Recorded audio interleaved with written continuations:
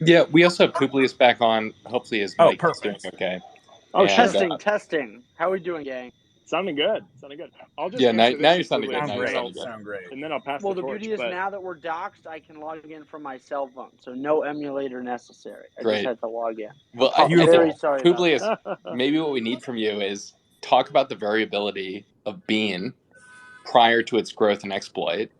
And maybe within that, you can talk about how most credit stables have failed and maybe why you think Bean is different. For sure. So if you look at the history of previous algo stables, all of them, I can't say all of them per se, but non-collateralized stablecoins, the vast majority of them have failed very shortly after launch. And in particular, have never really completed one macro cycle after launch. And how you want to define a macro cycle is somewhat arbitrary, but I'll define it such that our statement is generally correct. So generally wide. And one of the,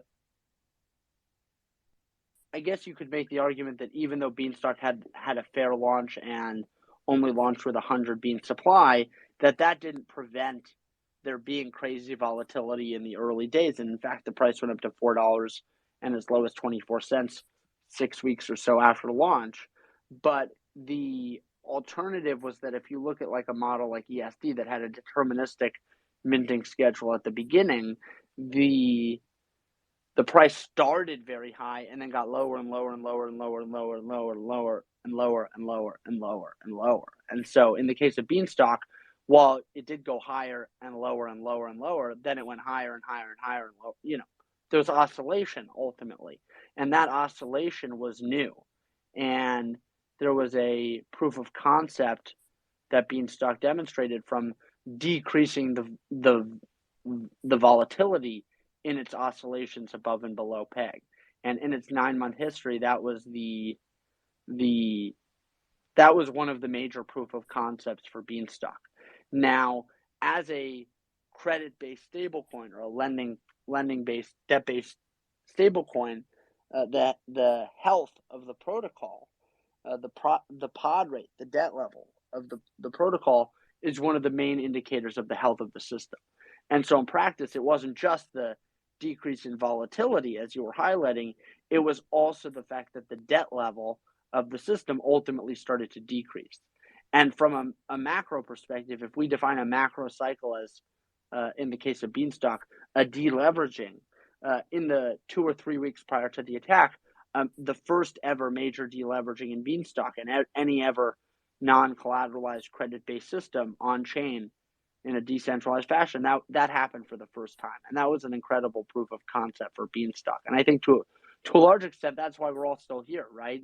Because Beanstalk did demonstrate a very strong proof of concept where in the couple of weeks prior to the attack, the price was oscillating above and below $1 and tended to be above $1 more often than not.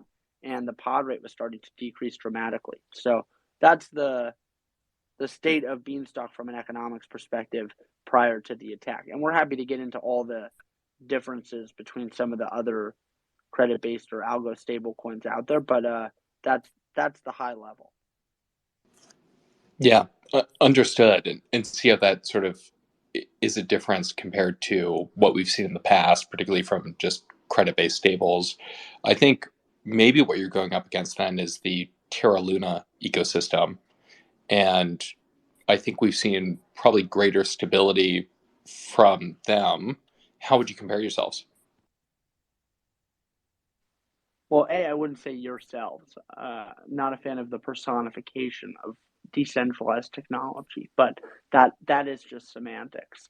But to juxtapose Beanstalk and Terra as protocols, there are a couple really important similarities that first set the scene. The first is Terra is, in our opinion, and you could make the argument that after their move to collateralize the protocol with Bitcoin, this is no longer the case. Maybe not. But Terra is the only other protocol other than Beanstalk that has a solution to the collateral problem, because they use protocol native collateral, Luna, and the value of Luna can grow infinitely as demand for Terra grows. And so in theory, that is a solution to the collateral problem. And Beanstalk also provides a solution to the collateral problem by using credit. Now, Luna most similarly mimics equity in the protocol, but it doesn't quite look like stock. It's from an economics perspective closer to pods because it has a lot of speculative upside in the growth of the protocol. However, one of the main differences between Beanstalk or Beans and Terra for UST is that because all of the upside in the system in Luna, or excuse me, in the Terra ecosystem, all of that excess demand for UST goes to Luna because of the nature of the fact that the collateral of the system, the thing that creates stability for the system, is the value of Luna. Therefore, the protocol needs to, in all instances, prioritize the value of Luna effectively. That's how you maximize stability. Whereas in the case of Beanstalk, the fact that only half of the market in the field are the speculators, that would be the lenders to the protocol, and then there's another side of the market, which is the silo, which is the stockholders, the depositors, the bean holders. This is where you get the fundamental difference between an ecosystem like Terra and an ecosystem like Beanstalk, where beans have positive carry. No one wants to hold Terra. Until Anchor came out, no one was holding Terra. And the short answer is that people want to hold beans, and we were seeing that in practice because of the protocol native yield.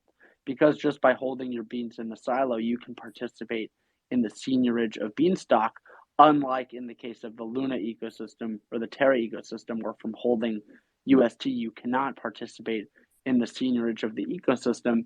That's where the main fundamental difference comes from. And ultimately, do want to give a lot of credit to them because they did provide a really innovative solution to the collateral problem. But in the long run, think that beans have much higher utility due to the fact that they have protocol native yield. So why do you think that Luna Terra has had such tremendous market cap growth and traction within the DeFi and Web3 ecosystem? Well, there's a lot of reasons why. They have had to date, prior to Beanstalk, the best product on the market, and there's something to be said for that. And furthermore, they have created product market fit through Anchor protocol, which you could argue is somewhat artificial because the yield from Anchor is subsidized largely by Luna holders. But nonetheless, there is product market fit there.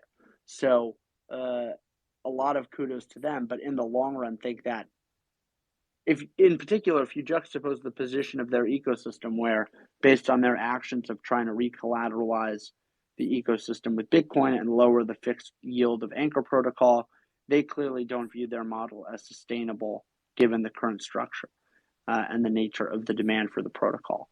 That doesn't really seem like product market fit or a long-term sustainable solution to the collateral problem.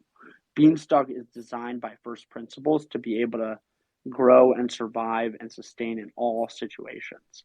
And while that may not come to fruition in practice, it is, in our opinion, the best bet at a stablecoin to actually solve the collateral problem in the long run. And so that's Beanstalk is a lot newer. It's a couple years younger than Terra, but in the long run, we'll see how the market values them relative to one another. Understood. I want to transition to the traction you were getting and then ultimately the exploit that happened just a few weeks back. And so maybe we can talk a little bit about traction. And while I do so, if anyone in the audience has a question about Beanstalk mechanics, just feel free to raise your hand. We'll bring you up on stage and make sure we clarify exactly how that works. So, I guess maybe before we dive into the exploit, can you talk a little bit about what worked well from your protocol, and then maybe also where you found the most shortcomings and where you were sort of instituting bean improvement protocols or BIPs to change what you had originally outlined? Sure. So the again, not a fan of the Euro protocol as much as we appreciate the credit. Sorry, the Feel like Beanstalk protocol. The Beanstalk no, protocol. it's all good. It's all good. We just really do believe in decentralization. So, what was working? There were a lot of things that were working, and as you highlighted, it was a lot of the Beanstalk improvement proposals that the DAO ultimately implemented, voted on, and implemented that resulted in the long term success of Beanstalk. It can't be understated that the original implementation of Beanstalk would not have succeeded.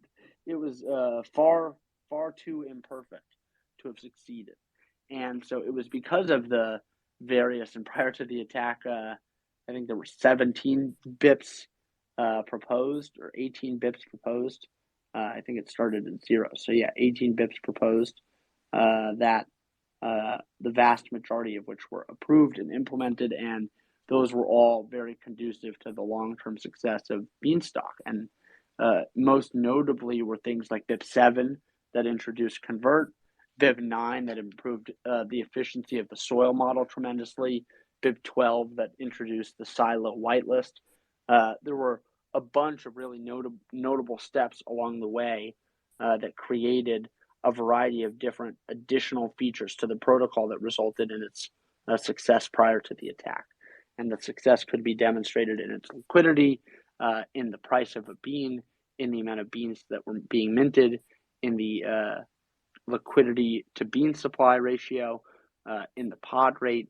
Across the board, Beanstalk was really starting to demonstrate a very strong economic model prior to the attack.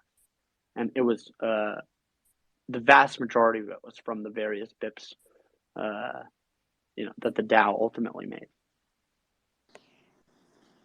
Understood.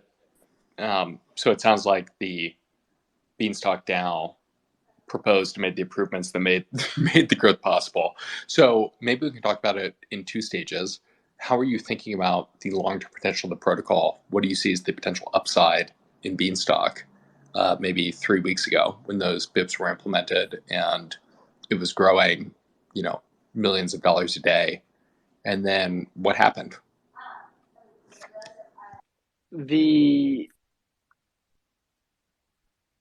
Well, are you asking what happened or what was happening before? Oh, I'm guessing how you thought about it as it was growing and then Got what it. happened with the exploit. So we'll start with the first, which is what do we think about the potential? And honestly, don't think that the potential for the long-term success of Beanstalk has changed in the grand scheme of things as a result of the attack. If anything, it just says the stakes have been raised. The profile of Beanstalk has been raised dramatically. However, the long-term goal of the protocol, nothing has changed from that perspective. And so the hope is that a positive carry stablecoin will really unlock the potential for DeFi in a real variety of different ways that are unclear at the moment. And the comparison we like to give is in the same way that smartphones, it was unclear how that platform would really revolutionize everyday life. We hope that a positive carry stablecoin will have a similar effect on finance across the board. So we view Beanstalk as a primitive, and what that primitive will facilitate is unclear to us, to be honest, but have very high hopes for the ability for Beanstalk to be a positive force for expediting the adoption of cryptocurrency and DeFi technologies across the board because of its positive carry nature and all of the cool things that opens up. Amazing. So then let's talk about the exploit. What happened? How did it work? How did Beanstalk end up victim to one of the top DeFi exploits in history? Well, top depends how you look at it, my friend. But yeah, Or bottom. Fair. The most valuable. Fucking crazy. So, what happened? On Saturday, April 16th, the attacker proposed 2 BIPs, BIP 18 and BIP 19, that looked or were nearly identical. And the the the BIPs, the only difference was the address that they referenced. And BIP 18 referenced an address that at that point in time had no history whatsoever. And BIP 19 referenced an Ethereum address that had been registered on Etherscan as a contract called initbip18.sol, I believe. And initbip18.sol proposed donating 250,000 beans to the Ukraine. And in short, it was sort of a Trojan horse attack in the sense that it looked like the proposer made a mistake with BIP 18 and referenced the wrong address, and then reproposed BIP 18 as BIP 19, but referenced the contract they had made, which was already BIP 18. And 24 hours later, because there was a 24-hour holding period between when BIPs are proposed and when they can be committed via a supermajority, a 2/3 supermajority of stock, the attacker then borrowed $1 billion in a flash loan, used that $1 billion, deposited all of it in the silo to acquire more than a 2/3 majority of stock, and then committed BIP 18. And simultaneously, they deployed using Create2, which is an Ethereum opcode. They deployed the malicious code to facilitate the attack to the address that was previously blank, referenced by BIP 18. And so at no point prior to the actual attack was the malicious code on chain. And there was this sleight of hand or Trojan horse, depending on how you want to think about it, that they used to socially engineer the deception that there was nothing malicious going on. And then they borrowed the $1 billion to attack the protocol and steal everyone's assets. Thank you for running through that. I think Kid Quartz might have had a great analogy for this. I don't know if I can bring you on stage to give your take, but maybe we could get the 25-second version of how you described it in office. Kid Quartz. Are you talking about the bank? Yeah, well, the bank analogy.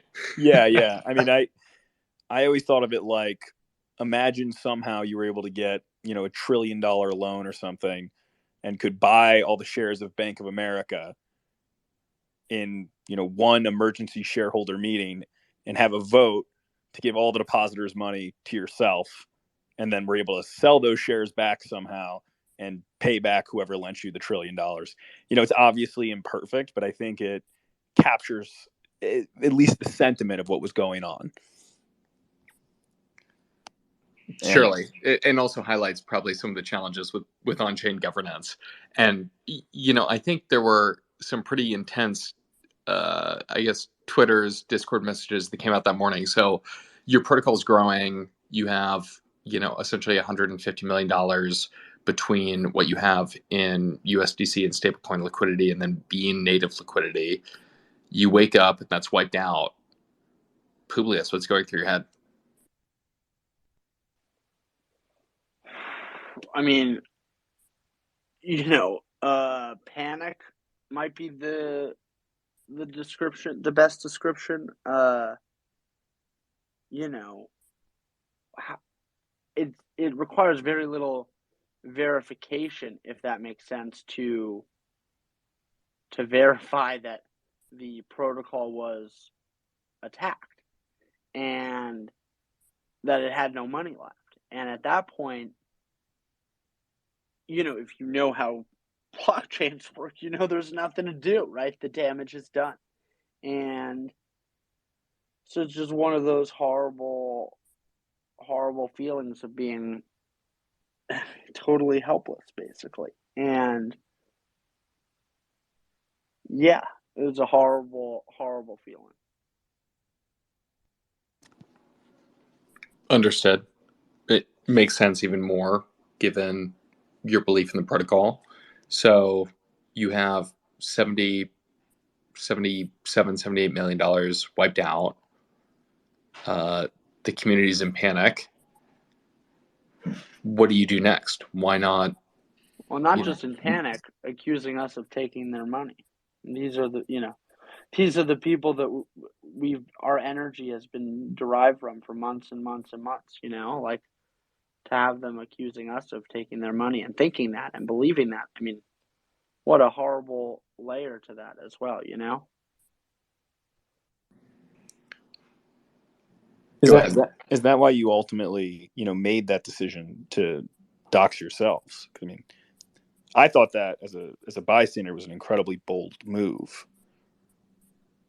Well, it was the only way forward for Beanstalk ultimately. So we had to make a decision whether to run away or whether to fight for Beanstalk, and didn't think there was really much of a decision to be made. It's like we're willing to die for this shit. Like this is it. I'll jump in here and just say never for a moment did I think that. And no, I didn't have anyone else ask me even that I can remember. So just throwing that out there, Publius, before you even, before you made the decision to dox yourself, it was like, this happened, but like, obviously there's no way that Publius did it. Just a character thing. I just knew it wasn't the case. Well, I think Dumpling is part of the core team. You might have known him a little bit better than the rest of the community, for which he was sort of full in on. So I don't know. Maybe we could vector out of this. Actually, go ahead. Just was full in on to me as well. Absolutely, 100% full anonymous. Understood. Well, maybe to their point, we did talk every day, Dumpling. Oh, no, I knew you quite well, but I knew you as Publius like this. I mean, that's really ultimately, candidly, that's how I knew you. Oh my goodness. Tough crowd. This is voice modulator Publius for everyone in the audience that's sort of wondering. Okay, so you're at rock bottom. Your community is accusing you of stealing their money, not just losing it. And you could have run away. You were fully in on. You decided to dox yourself. What did the next day look like? What did the path forward look like? Well, before we're skipping ahead. So we had kind of a call, the three of us, and before we decided to go ahead with the docs, we're just kind of like, basically, does anyone want to speak now or forever hold your peace type of thing? Because once we do this thing, this is a big commitment, effectively. It's not just the docs, right? It was the docs and saying, we're not going anywhere. We're going to work on Beanstalk. This is, it was a lot. And so. Yeah, I mean, go ahead. Following up on that, it's just like, I remember being in the Discord at the time and people were seeing red, understandably so, right? We all got rugged. It hurt everyone. And, people were making threats, and it must have been not rugged, hacked. Yeah. And I guess I wonder, or one of the things I was thinking about is you had such an easy out. You were a non-founders. It would have been really easy to spin something else up. I mean, you would have had to find a bunch of different words. I don't know what you would have called it, like maybe the shed or something, and whatever it would have ended up being. But there was an easy opportunity to fork and leave, and that must have been on the table. Like, what did that discussion look like internally? I mean, it was definitely talked about. It's certainly the most elegant solution, right? Like, that's the kind of the simplest way forward, but didn't really feel that was appropriate, at least for us to do. If someone else was going to do that, so be it. But from our perspective, it's like Beanstalk is not just a protocol, it's a community. And to tell the community to go take a hike, basically go fuck yourselves, we'll find a new community. I mean, we're not fools, like the community's everything. And the response from the community over the hours after the attack, and not just Dumpling, but lots and lots of people, words of support and letting us know Beanstalk is worth fighting for, and they're not going anywhere. Like, I don't know. It just it needed to be discussed, obviously, because that's the most obvious thing to do, and we're not the type of people that aren't going to evaluate every option honestly and realistically. But at the same time, it's like that just would have been wrong. It would have been wrong. It would have been Yeah. wrong. So, Yeah. you know, in the spirit of continuing to try to do the right thing, as hard as that is generally, And you don't see it often in crypto, and so I think that's why the decision fascinates me so much, because you guys had a choice between loyalty to the idea or loyalty to the idea and the community, and you're choosing the harder path here, and you're very aware of it, and yeah, and so that's why I just wanted to hear how it went down for you. I don't know, man. Everything is hard. You're giving us too much credit, so no matter what would have happened, it would have been hard. But this just felt like this felt right. Maybe building on that a little bit. Can you talk a little bit about the path forward? Sure. So originally, the plan was to do the barn race, which thought was a pretty elegant structure, to be honest, to try to attract some capital into the barn race, to recapitalize Beanstalk. But there's been a significant amount of DAO on more constant terms, whereas the barn race was more of a rat race to some extent, or everyone had to buy in and then participate and bid and do everything. It's much easier for people to participate in one class. And so the concept is to have the DAO vote to ratify terms for an OTC deal, effectively in lieu of the barn race. Yeah, and what shape is that taking? How are the conversations progressing? And maybe for newer community members or people that are listening for the first time, maybe just dive in a little bit into what an OTC deal looks like and what it means in this context. So, in short, it would be a negotiated deal. So OTC is over the counter. So effectively, there would be some sort of negotiated price between the DAO and buyers, and OTC typically refers to larger buyers, where for a price, the lenders to the protocol would be able to participate in some round. And I guess the terming it of OTC may not be the best terminology or the most accurate, but it reflects the nature of like a negotiated trade with the DAO, if that makes sense.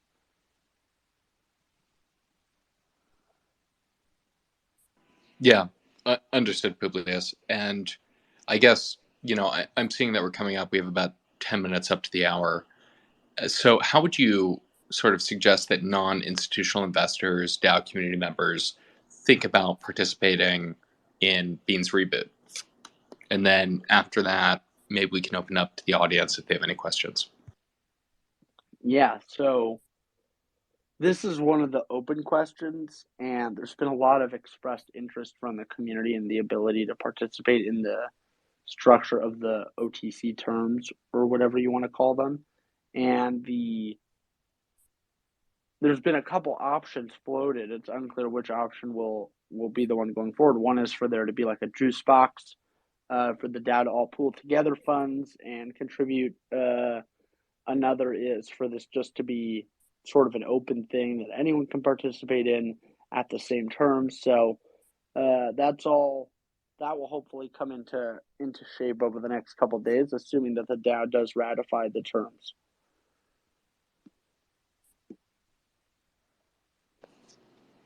Understood. Let me just ask the community, does anyone have any questions right now? And as we're waiting on that, Publius, could you just explain a little bit how the terms might work in sort of direct, if I'm an individual in the DAO, I send you an ETH, whatever it is, what does that look like? Well, definitely don't send me an ETH. Although, I guess you guys can send me some. I'll appreciate it. But the concept would be this is actually one of the things that's least clear, because the protocol's not on at the moment. And so whereas normally when you lend to the protocol, you immediately receive pods, it's kind of unclear what you'd actually receive in this instance. And so don't really have a great answer for you at the moment, to be honest. Got it. Understood. Well, I know from the Discord that we've had good chatter around getting a community raise, a juice box raise to come aside and a private deal. And we'll see how that plays out. Perhaps we'll host another Twitter space to talk more about it. I'm not currently seeing any questions from the audience. So, I guess as we wait on that, I can just ask you maybe one or two closing questions. So, Publius, before I switch to my closing, anything that we didn't talk about today regarding Beanstalk that you'd like to mention to this crowd? I think I would mention the fact that after Beanstalk gets restarted, there's nothing in a macro sense that has been changed about the protocol. So the hope is that upon restart at any size, the protocol really will be in a great position moving forward. So feel like while the hope is to maximize the amount of capital Beanstalk is able to recuperate in its recapitalization, we're excited about the prospects of Beanstalk no matter what happens in the recapitalization, and we're excited about the future of Beanstalk. And we're excited. We feel like we made the right decision sticking by this thing. There's a future here. We're very excited and optimistic. Thank you for that. Well, maybe then I'll go to close. So 2 questions for you. First is, you can choose one protocol. It can't be Beanstalk. What's your favorite DeFi protocol out there? Favorite DeFi protocol out there? I'd shout out Fiat DAO. Their ability to take loans against zero coupon bonds. It's almost like it was made for Beanstalk. And we're very excited about the potential integration there at some point. Very, very cool. Okay. Thank you for that one. And then this one's a little bit less related to crypto Web3 and maybe poignant considering the background that you gave. If you could teach one college course, any course you want, what would you teach? Token economics. No brainer. When I went back to Chicago the first time after my business failed, I tried desperately to get them to let me teach a class in token economics and token design, and they told me no. But I really tried. Understood, and probably extremely relevant for the upcoming tech wave. They were like, what skill set or qualifications do you have in token design, sir? And I'm like, none at the moment. But I guess maybe now that will have changed a little bit. But now I've, now I have better things to do. Yeah, senior design and token design. Well, Publius, thank you so much for your time. I see Kid Court's on mic. Let me know if you have anything else to add, or else, we're grateful for you coming up here, and hopefully we'll chat again soon with some new progress on the barn raise and Beans reboot. No, I have nothing to add. I think this was great. I'm really excited about the progress, and I think we have some announcements in the pipeline that are coming up that the community is really, really going to love. And once we have those plans ironed out more, we'll put together something more official and hopefully see all you guys again in another Twitter space. Awesome, guys. Take care. Thanks, Publius. Thanks, Chain Force, for hosting. Thanks, everyone. Just make sure to keep up with us and follow our all of our socials. So we'll have more events next week. But thank you, everyone, for joining this space. Appreciate it. Talk again soon. Bye.